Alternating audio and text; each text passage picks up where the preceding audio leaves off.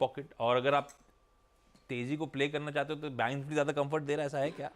देखिए, bank Nifty में comfort थोड़ा ज़्यादा है, दो रीजंस की वजह से। एक तो ट्यूसडे को भी अगर आप देखेंगे तो bank Nifty technically day high पर बंद हुआ, भले ही नीचे था, और एचडीएफसी बैंक थोड़ा सा स्ट्रांग था, प्लस एक्सपायरी निकल चुकी है यहाँ पर। ठीक है, यहाँ पर पहला सपोर्ट है आपका 47,316 पर, ट्यूसडे का लो।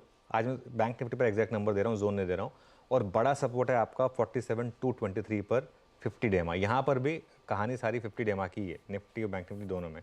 रेजिस्टेंस कहाँ पर है? पहला 47,609 पर, जो कि ट्यूसडे का हाई था, और फिर 47,720 20 डेमा। आशीष, बैंक निफ्टी में गेम बहुत सिंपल है, या तो 20 डेमा निकले या 50 डेमा ब्रेक हो, दो में से एक चीज़ हो, क्योंकि वो एक रेंज है। 20 डेमा से 50 डेमा की रेंज बन चुकी है बैंक निफ्टी में, और 50 डेमा 20 डेमा से नीचे है, तो ये थोड़ा सा इंटरेस्टिंग है। यहाँ पर एचडीएफसी बैंक की आपको चाल देखनी होगी, क्योंकि यहाँ पर ट्यूसडे को बहुत स्ट्रांग प्राइस बिहेवियर था। पूरे मतलब मार्केट अलग चाल चल रही थी, एचडीएफसी बैंक अपनी एक अलग चाल चल रहा था, तो ये इंटरेस्टिंग है। Expiry out of the way, थोड़ा मुझे लग रहा है बैंक निफ्टी आउट परफॉर्म कर सकता है। अच्छा, नॉर्मली क्रूड जब गिरता है तो एक एल्गो ट्रेड प्ले होती है, जिसमें बैंक निफ्टी आउट परफॉर्म करता है और निफ्टी आईटी अंडर परफॉर्म करता है। तो इसके लिए 47,500 के ऊपर स्टेबिलिटी पर बाय करना है, और एक डे लो का स्टॉप लॉस रखना है, ठीक है ना। वो अब आपको स्क्रीन देखकर एक डिसाइड करना होगा कि कहाँ रहेगा।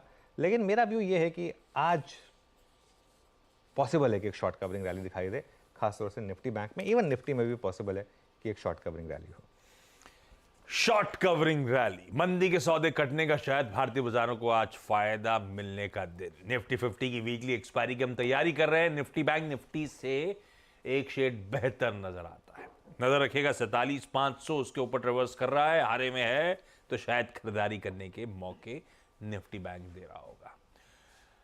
निफ्टी बैंक में डिफरेंशियल क्रिएट हो रहा है वो आईटी के चलते, जिसको आपने अपफ्रंट चर्चा में लेकर आए। अब वो जेरोमी पावल साहब के स्टेटमेंट्स हों, वो भी दिक्कत कर रहे हैं।